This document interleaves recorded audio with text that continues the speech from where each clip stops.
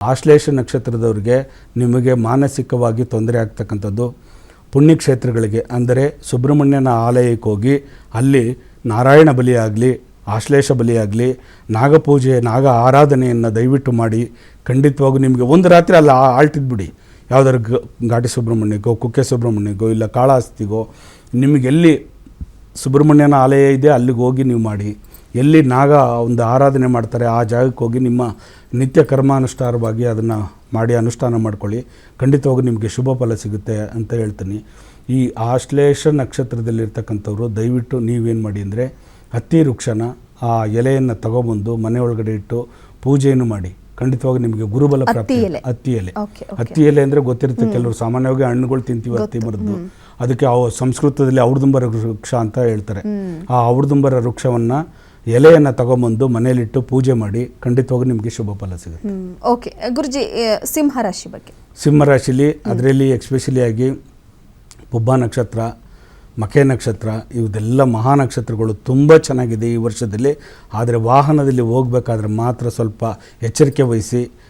ಮಖೆ ನಕ್ಷತ್ರದವರು ನೀವು ದಯವಿಟ್ಟು ಗ್ರಾಮ ದೇವತೆಗಳಿಗೆ ಅಂದರೆ ಮಾರಮ್ಮ ಆಗಿರ್ಬೋದು, ಯಲ್ಲಮ್ಮ ಆಗಿರ್ಬೋದು, ಮಹಾಲಕ್ಷ್ಮಿ ಆಗಿರ್ಬೋದು, ಮಹೇಶ್ವರಮ್ಮ ಆಗಿರ್ಬೋದು, ಅದರಲ್ಲಿ ಎಕ್ಸ್ಪೆಷಲಿ ಮಖೆ ನಕ್ಷತ್ರದವರು ಸಿಂಹರಾಶಿಲಿ ದಯವಿಟ್ಟು ಮಾರಮ್ಮನಿಗೆ ಆಗಲಿ, ಗ್ರಾಮ ದೇವತೆ ಯಾವುದೇ ಇರಲಿ, ಯಾವುದೇ ಹಳ್ಳಿಲೇ ಇರಲಿ, ಅವಳು ಆ ಗ್ರಾಮವನ್ನು ಕಾಯ್ತಕ್ಕಂಥ ಆ ದೇವಿಗೆ ದಯವಿಟ್ಟು ಮೊಸರನ್ನು ನೈವೇದ್ಯ ಮಾಡಿ.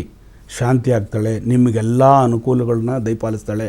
ನೀವೇ ಬಾಳೆ ಎಲೆ ಮೇಲೆ ತೊಗೊಂಡೋಗಿ ಅಲ್ಲಿ ಅರ್ಚಕರು ಇಲ್ಲ ಅಂದರೂ ಪರವಾಗಿಲ್ಲ, ಅರ್ಚಕರಿಗೆ ಕೊಡಿ, ಇದನ್ನು ತಾಯಿಗೆ ನೈವೇದ್ಯ ಮಾಡಿ, ಸಂಕಲ್ಪ ಮಾಡಿ ನಮ್ಮ ಹೆಸರಿನಲ್ಲಿ ಆ ದೇವಿಗೆ ನೈವೇದ್ಯ ಕೊಡಿ ಅಂತ ಕೇಳಿಬಿಟ್ಟು ಮಾಡಿಸಿ. ಖಂಡಿತವಾಗಿ ನಿಮ್ಗೆ ಅಭಿವೃದ್ಧಿ ಆಗ್ತದೆ. ಆ ಮೊಸರನ್ನು ನೈವೇದ್ಯ ಕೊಟ್ಟಾಗ ನಿಮ್ಮಲ್ಲಿ ಇರ್ತಕ್ಕಂಥ ವೈಬ್ರೇಷನ್, ನಿಮ್ಮ ಮನೆಯಲ್ಲಿ ನೆಗೆಟಿವ್ ಎನರ್ಜಿಗಳು ಏನಾದ್ರು ಮನೆ ಒಳಗಡೆ ಇದ್ದಾಗ ಅದೆಲ್ಲ ಪರಿವರ್ತನೆಯಾಗಿ ತುಂಬ ಚೆನ್ನಾಗಿರ್ತಕ್ಕಂಥ ವಾತಾವರಣ ಸೃಷ್ಟಿಯಾಗುತ್ತೆ.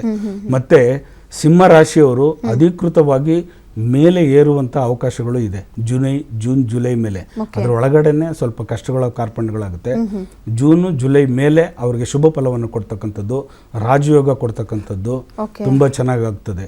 ಇವತ್ತೇನಪ್ಪ ಹಿಂಗಿದ್ದ ನಾಳೆ ಹಿಂಗಾಗ್ಬಿಟ್ನಲ್ಲ, ಅಷ್ಟು ಚೆನ್ನಾಗಿ ಅಭಿವೃದ್ಧಿ ಆಗ್ತಕ್ಕಂಥದ್ದು, ತುಂಬ ಚೆನ್ನಾಗಿ ನಡೆಸ್ಕೊಂಡು ಹೋಗ್ತಕ್ಕಂಥದ್ದು ರಾಶಿಫಲ ಈ ವರ್ಷ ಒಳ್ಳೇದಿದೆ, ತುಂಬ ಚೆನ್ನಾಗಿದೆ. ಓಕೆ ಗುರುಜಿ, ಕನ್ಯಾ ರಾಶಿ ಬಗ್ಗೆ.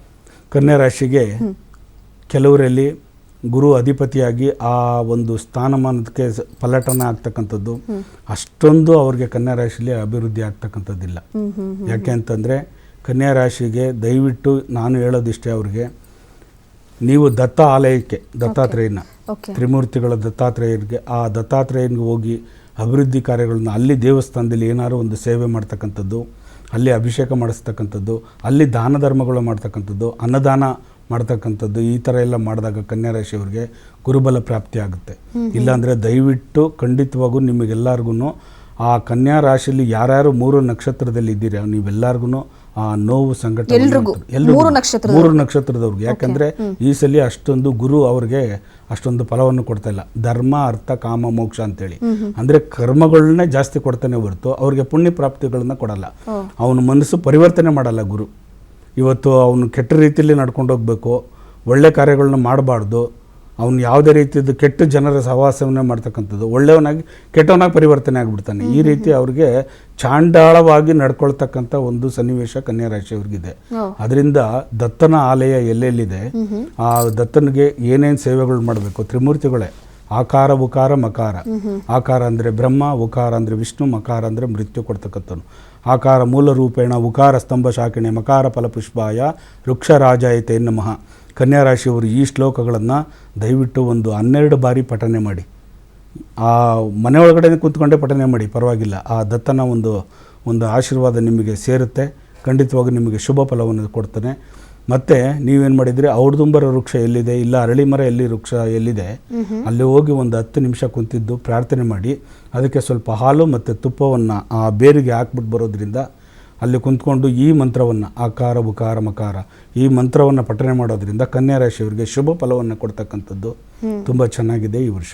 ಅಂದರೆ ಗುರುಜಿ, ಯಾವುದೇ ಶುಭ ಕಾರ್ಯಗಳಿಗೆ ಕೆಲಸ ಅಂದರೆ ಕೈ ಹಾಕೋಕ್ಕಿಂತ ಮುಂಚೆ ಸ್ವಲ್ಪ ಆಲೋಚನೆ ಮಾಡಬೇಕು ಅಂತೀರಿ ಈ ವರ್ಷ.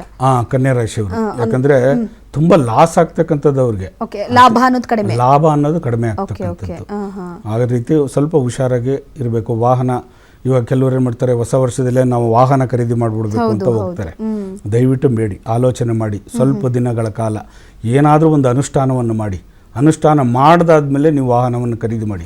ಇವಾಗ ಒಂದು ಸೈಟು ಜಾಗ ತಗೊಳ್ಬೇಕು ಅಂತ ಓಡ್ತೀರಾ, ಆ ಜಾಗದಲ್ಲಿ ಏನಿದೆ ಅದು ಮೂಲ ಪೇಪರ್ ಏನು, ಯಾವ ಥರ ಇರಬೇಕು, ಅದು ತಗೊಂಡಾದ್ಮೇಲೆ ಪಶ್ಚಾತ್ತಾಪ ಪಡೋದಕ್ಕಿಂತ ಮುಂಚೆ ಅದ್ರ ಬಗ್ಗೆ ಆಲೋಚನೆ ಮಾಡಿ. ಈ ಭೂಮಿಯಲ್ಲಿ ಮೂಲ ಪಿತ್ರಾಜಿತವಾಗಿರ್ತಕ್ಕಂಥ ಏನು ಪೇಪರ್ ಇತ್ತು ಅದನ್ನು ನೋಡಿಕೊಂಡು ಖರೀದಿ ಮಾಡ್ತಕ್ಕಂಥದ್ದು, ಇದೆಲ್ಲ ಮಾಡಬೇಕಾಗ್ತದೆ. ಒಂದು ಮನೆ ಕಟ್ಟಬೇಕಾದ್ರೆ, ಒಂದು ಮನೆ ನಿರ್ಮಾಣ ಮಾಡಬೇಕಾದ್ರೆ, ಒಂದು ಮದುವೆ ಮಾಡಬೇಕಾದ್ರೆ, ತನ್ನ ಮಗಳಿಗೆ ಇವತ್ತು ನಾನು ಈ ವರ್ಷ ಮದುವೆ ಮಾಡಬೇಕು, ನನ್ನ ಮಗಳಿಗೆ ಒಳ್ಳೆ ವರನ್ನು ನೋಡಬೇಕು, ಅವರ ಹಿನ್ನೆಲೆಗಳನ್ನ ತಿಳ್ಕೊಳ್ದಿರ ಮಾಡದೇ ಆದಾಗ ಅದು ಡೈವರ್ಸ್ ಆಗುವಂಥ ಸನ್ನಿವೇಶಗಳು ಜಾಸ್ತಿ ಆಗ್ತವೆ.